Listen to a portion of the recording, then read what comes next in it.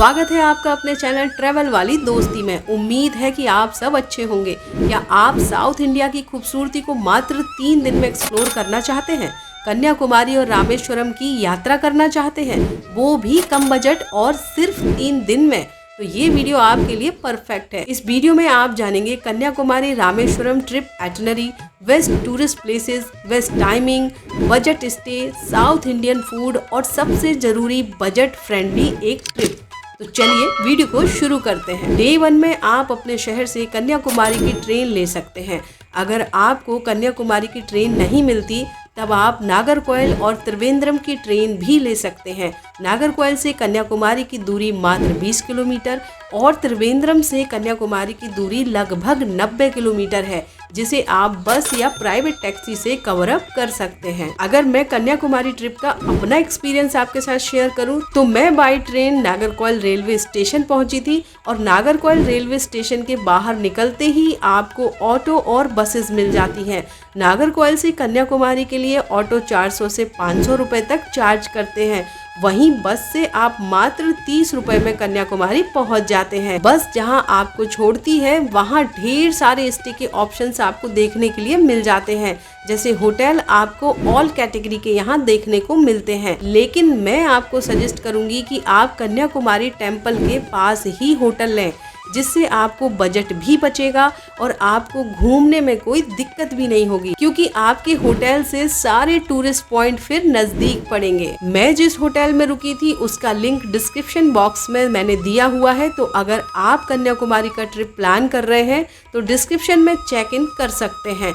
यहाँ तक वीडियो थोड़ा भी आपके काम का लगा हो तो प्लीज वीडियो को लाइक कर ले, और आपका एक लाइक ही हमें इंफॉर्मेटिव वीडियोस बनाने के लिए प्रेरणा देता है। नए हैं तो चैनल को सब्सक्राइब भी कर लीजिए। होटल की शुरुआत कन्याकुमारी में 500 रुपए से हो जाती है, और अगर आप वेस्टर्न टॉयलेट के साथ यहाँ पर एवरेज साफ सुथरा रूम चाहते हैं तो वो 1000 रुपए में आपको आसानी से मिल जाता है। और अगर अब आप कन्याकुमारी के समुद्र में नहाना चाहते हैं तो समुद्र की तरफ निकल जाइए। अदरवाइज मैं आपको सजेस्ट करूंगी कि आप सबसे पहले फ्रेश होकर विवेकानंद रॉक मेमोरियल के लिए चले जाइए।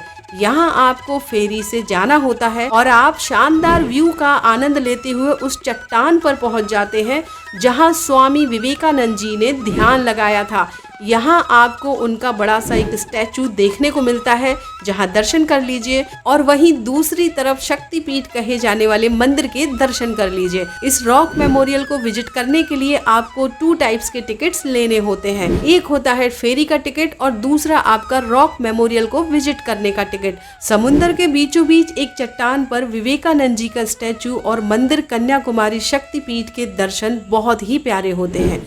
वहीं दूसरी तरफ तमिल के महान पोएट थिरुवल्लर जी का स्टैचू देखने को मिल जाता है। रॉक मेमोरियल से रिटर्न आकर कन्याकुमारी मंदिर में मां के दर्शन कर लीजिए, और लंच में आप यहां साउथ इंडियन थाली ले सकते हैं, जो आपको मात्र 150 से 200 रुपए के बीच में अनलिमिटेड मिल जाती है। और अगर आप नॉर्थ इंडियन खाना खाना चाहते हैं तो वो भी यहाँ बड़ी ही आसानी से आपको मिल जाता है, लेकिन मैं आपको सजेस्ट करूंगी कि आप यहाँ साउथ इंडियन फूड का ही मजा लें। लंच करने के बाद आप चाहें तो कन्याकुमारी के इस प्यारे से मार्केट में शॉपिंग कर सकते हैं। यहाँ आपको कुछ ट्रेडिशनल कपड़े देखने को मिल जाते हैं, साड़ियाँ देखने को मिल जाती हैं, और कुछ हैंडमेड आइटम्स घर के डेकोरेशन के मिल जाते हैं। और अच्छी बात यह है कि यहाँ पर मसाले आपको बहुत अच्छे मिलते हैं। अब शाम का टाइम हो चला है, थोड़ा रेस्ट करने के बाद आप सबसे पहले समुद्र के किनारे पहुंच जाइए। वहीं आपको सुनामी पार्क देखने को मिल जाता है, जिसको विजिट करने के बाद कन्याकुमारी के ब्यूटीफुल सनसेट को आप एंजॉय कर सकते हैं। माना जाता है कि पूरे भारत में कन्याकुमारी का सूर्यास्त सबसे सुंदर होता है। इस वीडियो को फॉलो कर आप एक दिन में और बहुत ही कम बजट में कन्याकुमारी बड़े अच्छे से घूम सकते हैं। जब आप अम्बन टेम्पल के नजदीक रुकते हैं तो आपको लोकल ऑटो की जरूरत नहीं पड़ती। ये आप सामने बसेस देख रहे हैं, ये मिनी बस है और ये 200 रुपीज़ का टूर होता है यहाँ पे। इसमें साईं मंदिर, राम मंदिर, ये 4 से 5 मंदिर हैं छोटे छोटे जो ये ले जाते हैं। मिनी टूर है, ये 2.5 से 3 घंटे का टूर होता है। अब दूसरे दिन जब हम कन्याकुमारी से रामेश्वरम निकलेंगे, मॉर्निंग में जल्दी रेडी होकर सबसे पहले कन्याकुमारी का सनराइज देख लेना है। और उसके बाद नाश्ता कर आप ट्रेन या फिर बस से रामेश्वरम के लिए निकल सकते हैं। कन्याकुमारी से आप रामेश्वरम बाय बस, बाय ट्रेन और प्राइवेट कार से आसानी से जा सकते हैं। मैं आपको सजेस्ट करूंगी कि आप रामेश्वरम ट्रेन से जाएं और पंबन ब्रिज के खूबसूरत नज़ारों का आनंद लें। मैंने कन्याकुमारी से रामेश्वरम बस का एक्सपीरियंस किया था जो कि ओके था, लेकिन बस से लगभग 8 से 9 घंटे की जर्नी थोड़ी सी थकावट भरी हो जाती है। कन्याकुमारी से रामेश्वरम की ट्रेन की डिटेल्स आपको डिस्क्रिप्शन में मिल जाएगी। समुद्र पे बने इस प्यारे से ब्रिज से खूबसूरत सी ट्रेन गुजरती है और दोनों तरफ आपको समुद्र के नज़ारे खूबसूरत से देखने को मिलते हैं। आप चाहें तो यहाँ पर अपनी फोटो क्लिक कर सकते हैं। अब रामेश्वरम पहुंचकर बात आती है स्टे की। मैं आपको रामेश्वरम में होटल से अच्छा धर्मशाला में रुकने के लिए सजेस्ट करूंगी, क्योंकि एक तो इससे आपका बजट बचता है, साथ ही आप मंदिर की एकदम नजदीक रह पाते हैं। रामेश्वरम में होटल 1500 से और धर्मशाला 400 रुपए से शुरू हो जाता है। मेरा अग्रसेन भवन का एक्सपीरियंस बहुत अच्छा रहा। यहाँ 500 रुपए में 2 लोगों का रूम मिल जाता है और 600 में 3 लोगों के लिए। धर्मशाला के कमरे साफ सुथरे हैं और ये धर्मशाला मंदिर से मात्र 100 मीटर की दूरी पर है। एक और अच्छी बात यह है कि धर्मशाला के अंदर ही आपको कैंटीन मिल जाती है, जहाँ का खाना बहुत अच्छा, स्वादिष्ट और एकदम घर जैसा है। मात्र 100 रुपए में आप भरपेट खाना यहाँ खा सकते हैं। डिस्क्रिप्शन में धर्मशाला का एड्रेस और कॉन्टैक्ट नंबर है, आप बात कर सकते हैं, लेकिन बुकिंग आपको वहां पहुंचकर ही करनी होती है। अगर आपको अग्रसेन भवन में कमरा नहीं मिलता तो आप यहां बने महेश्वरी और भी कई सारी धर्मशालाएं हैं जिनमें कमरे के लिए ट्राई कर सकते हैं।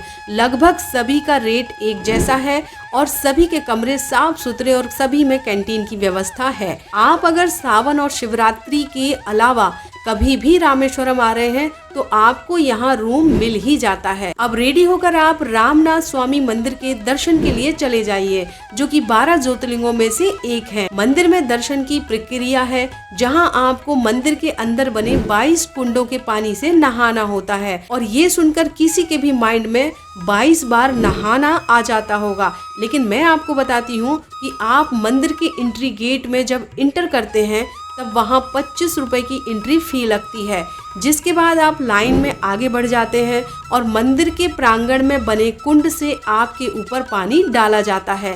हर कुंड पर एक आदमी होता है जो बाल्टी से कुंड का पानी खींचकर आपके ऊपर उड़ेलता है। इन कुंड के नाम गंगा, सरस्वती, यमुना और भारत की नदियों के नाम पर रखे गए हैं और ये 22 कुंड का स्नान यकीन मानिए बहुत ही साधारण और बहुत ही अच्छा होता है। मंदिर से वॉकिंग डिस्टेंस पर आपको समुद्र देखने को मिल जाता है, तो आप चाहे सबसे पहले समुद्र में स्नान कीजिए, उसके बाद मंदिर में प्रवेश कीजिए और 22 कुंडों का स्नान करके अपने धर्मशाला के रूम में जाकर कपड़े चेंज किए और उसके बाद हमने आके भगवान के दर्शन किए।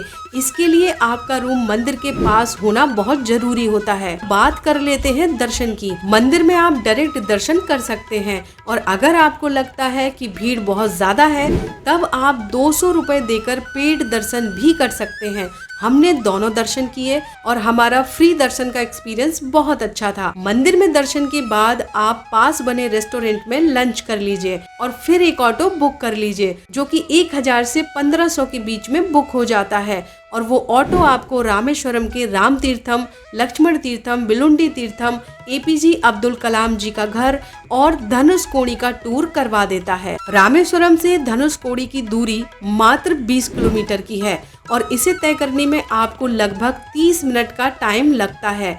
आप धनुषकोडी सरकारी और टूरिस्ट बस से भी जा सकते हैं, लेकिन इनका टाइम फिक्स होता है और बसेस बहुत ही लिमिटेड हैं, तो अच्छा होगा कि यहाँ आप पर्सनल ऑटो बुक करके जाएं। धनुषकोडी को भारत की आखिरी सड़क या लैंड्स एंड भी कहते हैं, क्योंकि सड़क का आखिरी हिस्सा समंदर के बिल्कुल पास तक जाता है। आई एम श्योर कि धनुषकोडी की यात्रा आपको जीवन भर याद रहेगी। धनुषकोडी रामेश्वरम की वो जगह है जहाँ रामायण के अनुसार भगवान श्री राम ने लंका जाने के लिए पुल का निर्माण किया था।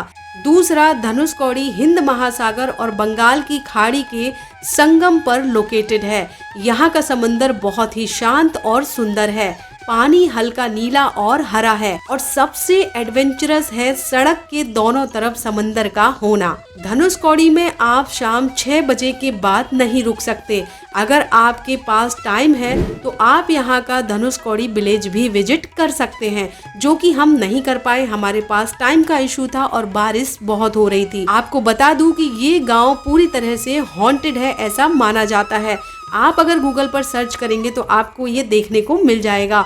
और हाँ, यहाँ फोटोज लेना बिल्कुल ना भूलें। आई सजेस्ट कि अगर आप रामेश्वरम की यात्रा करने जा रहे हैं तो थोड़ा एक्स्ट्रा टाइम लीजिए और धनुषकौड़ी को विजिट करना मिस बिल्कुल मत कीजिए। अब बात कर लेते हैं कन्याकुमारी और रामेश्वरम की इस ट्रिप में बजट और ट्रेवल टिप्स की। इस ट्रिप के करने का बेस्ट टाइम है अक्टूबर टू मार्च के बीच का। इस ट्रिप पर आपको सनस्क्रीन और कैप कैरी करना बहुत जरूरी हो जाता है। एक खास टिप ये है कि आपको फोन में गूगल ट्रांसलेटर एक्टिव मोड में रखना चाहिए, ताकि जब कोई लोकल आपसे तमिल में बात करे या फिर गाइडेंस बोर्ड पर लिखा हुआ आपको समझ ना आ रहा हो तो आप फटाक से उसकी फोटो खींचकर गूगल पर ट्रांसलेट कर लें। ये बहुत हेल्प करेगा और ये नुस्खा पर्सनली हमारा यानी कि ट्रेवल वाली दोस्ती ने आपको दिया है। तो इसलिए फटाफट से चैनल को सब्सक्राइब कर लीजिए, वीडियो को लाइक कर दीजिए और अपने दोस्तों के साथ शेयर जरूर कर लीजिए जो कन्याकुमारी और रामेश्वरम की ट्रिप प्लान कर रहे हैं, क्योंकि इससे बचेगा आपका ढेर सारा पैसा। तो चलिए इस वीडियो को यहीं पर एंड करते हैं और मिलते हैं एक और वीडियो में। हमेशा की तरह वही कहूंगी, मन सच्चा कर्म अच्छा तो बाकी सब महादेव की इच्छा। तो बोलिए हर हर महादेव, बोलिए रामेश्वरम धाम की जय।